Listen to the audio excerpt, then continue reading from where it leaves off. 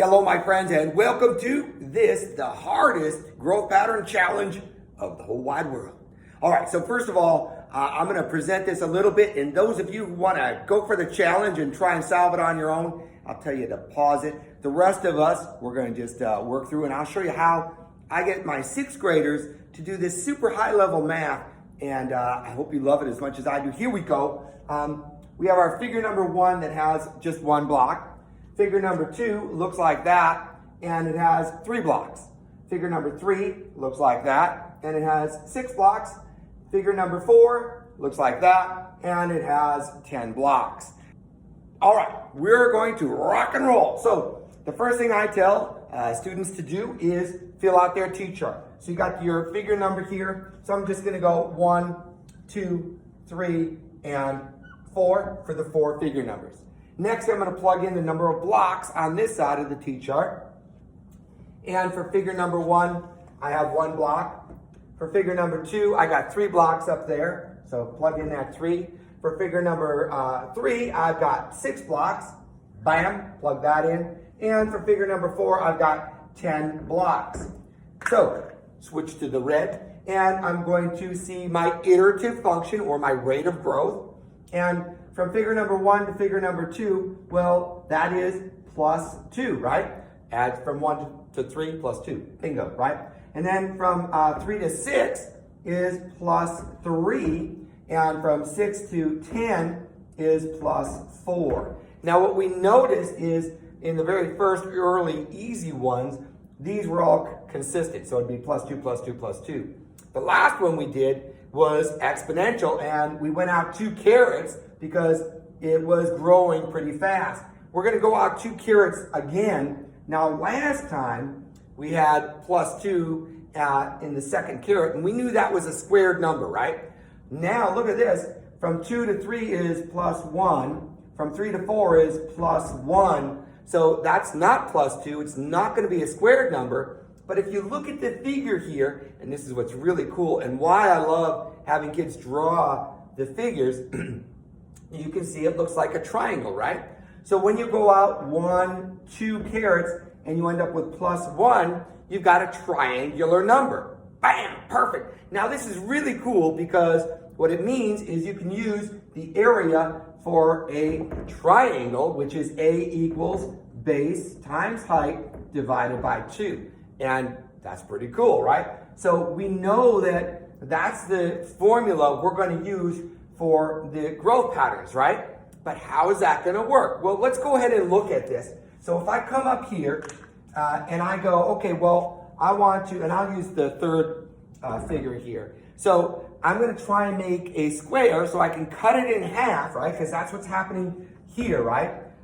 We just got base times height, and then we cut it in half. So I'm going to make a square that would work and have as many of the black as the purple, right? So I've got 1, 2, 3, 4, 5, 6 of the black. And here I've got 1, 2, 3, and that's not half, right? I need to have the same amount of purple as I have of black, right? So now I'm going to add another row here, right?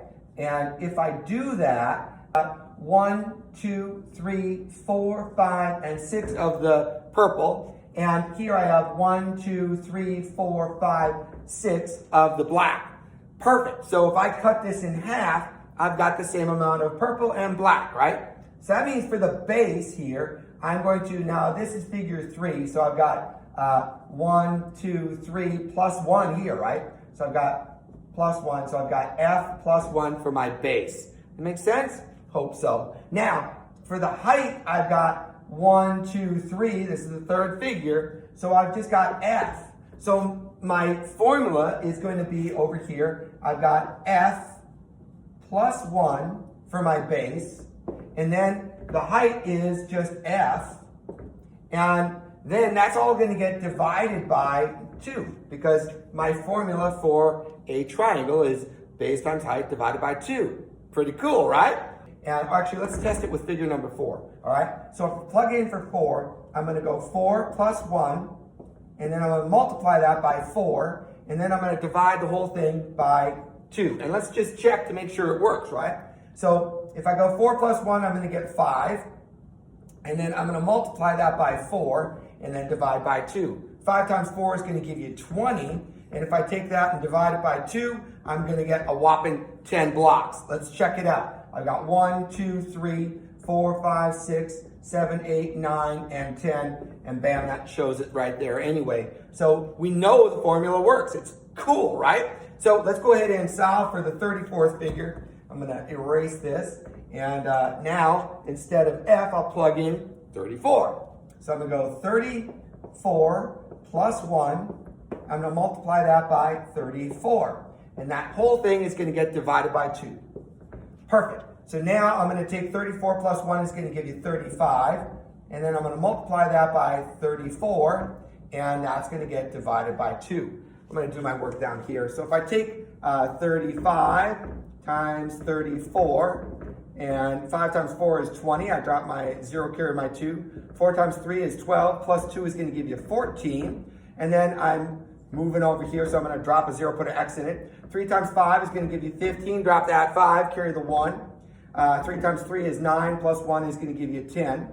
And I'm going to add those together. I'm going to get 0. I'm going to get 4 plus 5 is going to give you 9. And then I'm going to drop my 1 and drop my 1. And now I've got 1,190, and that's going to get divided by 2. All right, well, let's come on over here, and do I have room? I'm going to erase this. So now I've got 1,190, and that's going to get divided by 2. Well, 2 cannot go into 1, but it can go into 11, and it's going to go in there 5 times, which is going to give me 10. I'm going to subtract, and I'm going to get 190, and 2 can go into 19. It's going to go in there 9 times, which is going to give you 18. And I'm going to subtract, I'm going to get 10 left over. And 2 will go into 10 5 times, and that's going to give you exactly 10, which zeroes out. And bam, right there you have it. For the 34th figure, you're going to need 595 blocks, and bam! Have a great day. Bye for now.